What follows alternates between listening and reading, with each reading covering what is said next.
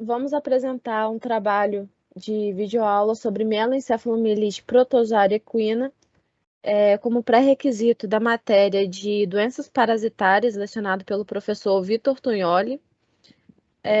O grupo é composto pela Daniele Casagrande, Gabriela Veiga e Kézia Leal. O protozoário do nosso trabalho é o Sarcocystis neurona. Sarcocystis neurona porque ele tem predileção pelas células neurais. É do filo Apicomplexa, a classe Conoidasida e a família Sarcocystidae. Ele possui a porção apical, por ser do filo Apicomplexa, possui a porção apical, juntamente com o conoide, a ruptria e o micronemo, que tem suas funções químicas, fazendo a fixação na parede celular e introdução na célula. A doença acontece em locais que têm a presença de Delphis albiventris e os de Delphis virginiana. Os de Delphis albiventris, eles são encontrados na América do Sul e os virginianos são encontrados na América do Norte. Então, como foi dito, ela é uma doença que acontece nas Américas. Já teve casos da mesma doença na Ásia, Europa e na África, porém elas foram encontrados em animais de exportação. Não tem nada que comprove que acometa os humanos, e ela é uma doença que causa principalmente em animais com grande estresse por transporte e subnutrição, porque diminui o sistema imune desses animais e fazem com que causam a presença dos sinais. Mas também tem estudos que comprovam que muitos desses animais são assintomáticos. Então, eles podem ser contaminados. O ciclo de vida do Sarcocystis neurona, vou estar iniciando a explicação através do hospedeiro definitivo, que é o de Delphis albiventris ou de Delphis virginiano. Ele vai estar fazendo a ingestão do sarcocisto através de musculaturas de herbívoros contaminados, visto que eles ainda estão na forma imatura do protozoário. Então, eles vão estar dentro de cistos, na musculatura ou lisa ou estriada. O gambá, no caso, vai estar ingerindo. Quando, ao chegar no estômago, essa membrana do sarcocisto vai estar se rompendo e liberando os bradizoítos dentro do intestino delgado. Lá no intestino delgado, eles vão se infiltrar nas lâminas intestinais, dando início ao processo de gametogonia, que é a reprodução sexuada do parasito. Na reprodução sexuada, é necessário o gameta masculino e o feminino, sendo o masculino o microgameta e o feminino o macrogameta. Esses dois gametas eles vão se fundir, formando o zigoto. Esse zigoto, essa nova etapa, a fertilização, né? Ele vai ser um oocisto não esporulado, ele não está preparado ainda. De acordo com o que ele vai ali no intestino, ocorre a maturação dele e prepara para ele ser esporulado para a área externa. Nessa maturação, né, vão se formar os esporocistos. Ao sair do intestino, do hospedeiro definitivo, ele vai estar, através de fatores ambientais, como umidade, temperatura, ele vai estar sofrendo a esporulação. Dentro dessa esporulação, ele vai se tornar um oocisto. Dentro dele vai ter 2 esporocistos com 4 esporozoítos dentro, assim como vocês estão vendo ali no desenho, na última bolinha verde.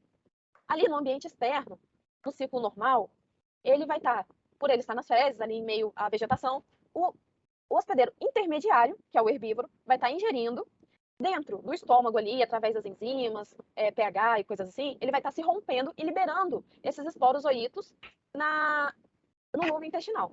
Ao chegar ali no lume intestinal, ele vai fazer novamente o processo de entrar nas lâminas intestinais e ele vai estar fazendo sua replicação por endopoliogenia. Vai estar se multiplicando e indo para os vasos sanguíneos, os pequenos vasos. E a partir dali ele vai estar dentro da célula, do endotélio, fazendo multiplicação. Ele vai estar fazendo a merogonia ou esquizogonia, se chamando então merozoítos ou esquizontes, que é a reprodução assexuada, a fase assexuada. Com essa reprodução massiva, ele vai estar saturando essa célula até que se rompa. Quando esses vasos ali, as células se romperem, ele estará fazendo fixação na musculatura. Normalmente ele tem uma preferência pela musculatura estriada, mas pode também estar na musculatura lisa, né? Agora, quando ele vai para o hospedeiro acidental, aberrante ou errático, pode ser chamado, ele estará ali no ambiente externo, né? Ele saiu do hospedeiro definitivo e chegou no ambiente externo. O herbívoro, no caso os equídeos, né? Eles não fazem parte do do catálogo de hospedeiros intermediários, apesar de ser herbívoro, os equinos eles farão a ingestão desses oocistos, né? E lá, até a terceira semana após a infecção, ele vai estar ali no intestino se multiplicando, pelo mesmo processo que ocorreu no intermediário. Quando chega algumas gerações após, ele faz a sua movimentação para a corrente sanguínea. Só que ali que está a diferença. Ao invés de ele se fixar no endotélio para poder ir para a musculatura, ele continua na corrente sanguínea e ultrapassa a barreira hematoencefálica. Ele começa a afetar a massa cinzenta, a branca e a medula. Então, daí que vem o nome mieloencefalomielite, né? Ele causa uma inflamação disseminada devido à sua infecção. E lá, ele demonstra um tropismo pelos neurônios, pelas células da glia e pelos macrófagos específicos. Aí, como vocês podem ver, está identificado por coloração cada tipo de hospedeiro, cada local que ele vai estar. Como já relatado, ele vai causar uma inflamação devido à infecção. É um agente intruso, é um agente que não deveria estar ali. Só que essas lesões, ela não tem um local exato, definido, para se instalar no cérebro. Ela pode ocorrer tanto de forma local, multifocal, quanto efusiva, que é disseminada. Então, os sintomas clínicos vão depender de onde e como essa lesão vai estar instaurada, podendo gerar problemas de decluição, perda de equilíbrio, que é a propriocepção, vai estar fazendo com que o animal tenha atrofia muscular de alguns locais, principalmente dos membros posteriores, que é o mais relatado.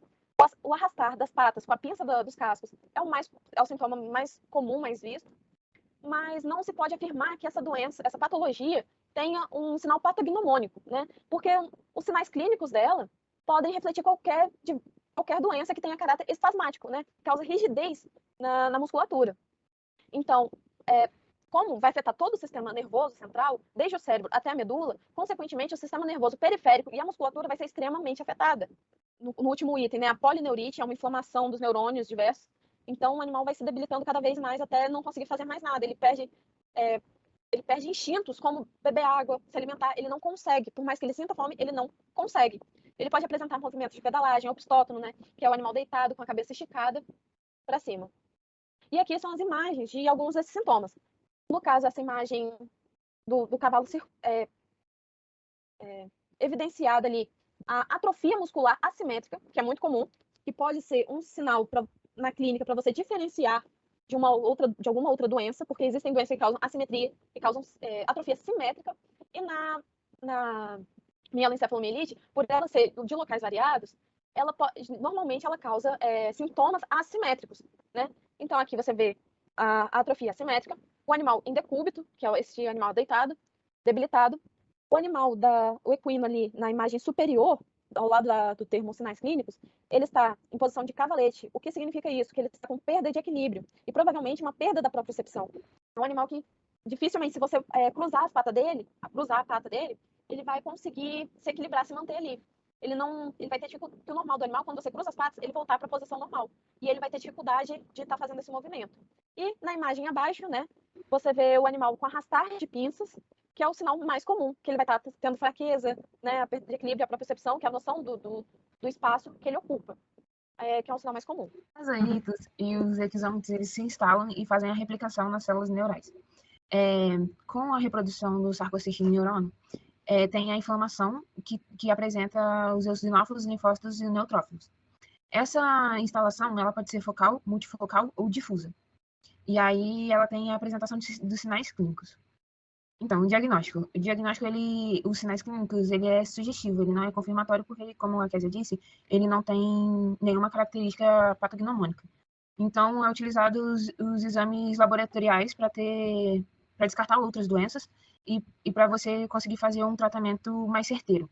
E aí, os testes mais utilizados, os exames laboratoriais mais utilizados são a serologia sanguínea ou do líquido encefalorraquidiano e o quantitativo de albumina. O quantitativo de albumina, quando se tem uma maior hipermeabilidade, quer dizer que ele está com alguma alteração. E aí a gente pode descartar um trauma e por conta que vai ter uma inflamação. O SEG-ELISA e o PCR, eles não são muito utilizados. O PCR principalmente por ser muito caro, então ele não é muito utilizado. E o pós-mortem, ele é de extrema importância para a gente ter a certeza da doença, e aí a gente consegue montar uma profilaxia e uma prevenção. Então, como eu disse que os sinais clínicos eles não são muito específicos, eles só sugerem por conta justamente que tem outras doenças que podem apresentar os mesmos sinais clínicos, como o trauma, a mieloencefalite por herpes vírus equino, a polineurite equina e a mieloencefalite verminótica. O trauma, na verdade, todos esses diagnósticos, a gente tem o fator neurológico, né? Porque se um animal bate uma cabeça, ele vai começar também a apresentar esses sinais que podem ser confundidos com várias doenças. Os outros sinais que pode ajudar para descartar, como a mieloencefalite por herpes vírus equino, o animal pode apresentar febre, tosse, corrimento nasal, aborto e a contaminação entre os equinos. Já a polineurite equina, ela tem um caráter agudo e ela atinge e afeta principalmente os animais adultos. E a mieloencefalite verminótica acomete o céfalo espinhal, quase que homólogo. Também podem confundir por apresentarem alguns sintomas parecidos. O tratamento, ele, pela literatura, consiste no uso de medicamentos que vão inibir a replicação e inibir a proliferação do protozoário. A sulfadiazina com trimetoprim, ele é indicado usar de 15 a 20 miligramas por quilo via oral 3 vezes ao dia, por em torno de 30 até de 3 meses a 6 meses. Outros autores relatam que pode ser usado de 30 a 90 dias. A pirimetamina, ela associada com o grupo das sulfadiazinas, ela exerce um bloqueio no metabolismo do folato. Entretanto, ela causa medulossupressão. Então, por isso que é importante associar com o ácido fólico, para poder o animal evitar anemias acentuadas. O uso da pirimetamina é de 0,25 a 0,50 miligramas por quilo, sendo que em casos graves acentuados deve ser de 1 miligrama por quilo. O de clasoril, ele é usado como coccidistático. Pode ser usado em praticamente todos os apicomplexos, né, todos os protozoários apicomplexos. O flunexin meglumine, ele é um anti-inflamatório, que ele vai auxiliar na redução da ação inflamatória ali, cerebral, a longo prazo, e devido ao caráter espasmático, que é a musculatura ficar enrijecida, né, vai ter lesões inflamatórias ali. Então, o flumexin meglumine, ele é muito usado para reduzir essa ação. Ele pode ser usado em torno de 1,1 miligrama por quilo ou via muscular, uma vez ao dia.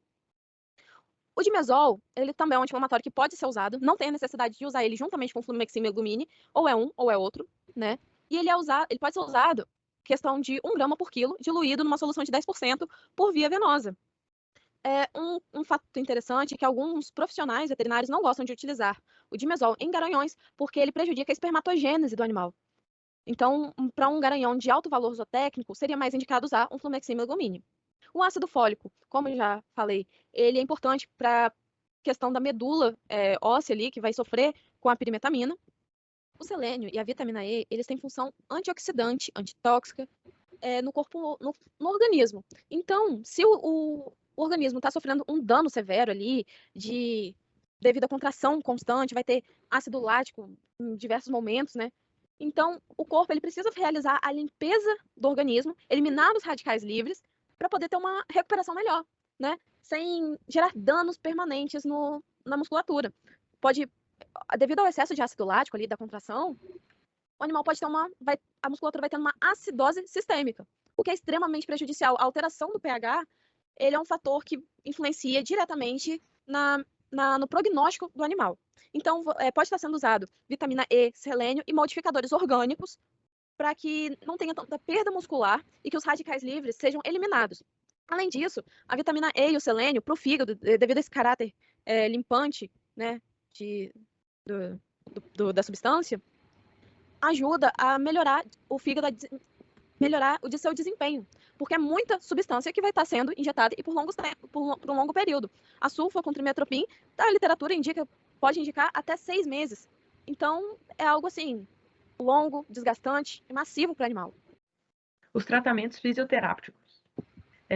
Os elásticos são bastante utilizados, não só para mieloencefalomielite, mas também para outros tipos de afecções. A hidroterapia, que é a movimentação, né, dos músculos, isso tudo é uma fisioterapia para o animal, né? desenvolver musculatura que está ali tensionada para trazer bem-estar, né? E melhora juntamente com o tratamento. Essa terceira imagem no local, no caso, é uma hidroterapia, só que massageada pela água, né? No local mesmo, para diminuição de edema e para relaxamento, entre outras coisas. Continuando os tratamentos fisioterápicos, a acupuntura, a eletroacupuntura, mocha-bustão e a quiropraxia basicamente trazem os mesmos benefícios ao equino sofrendo dessa doença. A acupuntura traz a analgesia e o relaxamento muscular, como os outros também. Cada um com seu benefício à parte. A eletroacupuntura são os eletrodos agarradinhos na agulha da acupuntura, né, levando uns choquinhos pro músculo do animal. Então, trazendo para determinados pontos escolhidos, né, pelo profissional, trazendo o benefício aí do relaxamento do animal. O mocha-bustão é as agulhas de acupuntura em determinados pontos, colocados por um profissional. Estimulação da musculatura e das terminações nervosas, fazendo com que reduza a atrofia muscular. Esses microchoques gerados fazem com que a musculatura contrai e relaxe, mantendo sua movimentação, mesmo que atrofiada. A quiropraxia, ela consiste na movimentação rápida para o encaixe das articulações, com que isso gera um espaçamento contendo gás carbônico, que no momento ali causa analgesia, o relaxamento no animal. Então, isso vai a longo prazo vai aumentando o limiar de dor do animal, relaxando a musculatura, fazendo com que ele se torne mais calmo no manejo. Que é realizado. Pode ser que ele seja agressivo, mas depois logo você nota que ele relaxa, ele fica mais tranquilo. Então, pode ser que doe na hora, mas depois você vai ver um instante de relaxamento. Ainda nos tratamentos fisioterápicos, a gente tem os alongamentos, né, que trazem grandes benefícios, também no relaxamento muscular, analgesia, como todos os outros, que é uma forma de você tá junto com o tratamento dos medicamentos, tá trazendo ali um bem-estar para o animal, como já foi dito. A capa em si, ela trabalha com o campo magnético dos elementos de dentro do animal, gerando um melhor metabolismo, uma melhor função orgânica da matéria. Ela é utilizada muito para animais atletas durante a competição ou pós-competição, como forma de melhorar a recuperação. Você vai estar otimizando, reduzindo o tempo da recuperação muscular. É extremamente utilizado em cavalos quartos de milha e cavalos ingleses. Aí a gente tem o controle e a profilaxia dessa doença. Uma higienização, com certeza, bem higienizada do local onde ficam os animais, cocheiras, estábulos, que seja, baias, bebedouro, coxo, onde que o animal vai comer, tudo, né? E a cama do animal, enfim, toda uma boa higienização. Impedir principalmente o acesso dos vetores a esses locais, a essas baias, essas salas, pastos, onde for. O controle desses animais, para não ter demais. Essa vacina, ela é liberada nos Estados Unidos. Por enquanto, só temos nos Estados Unidos.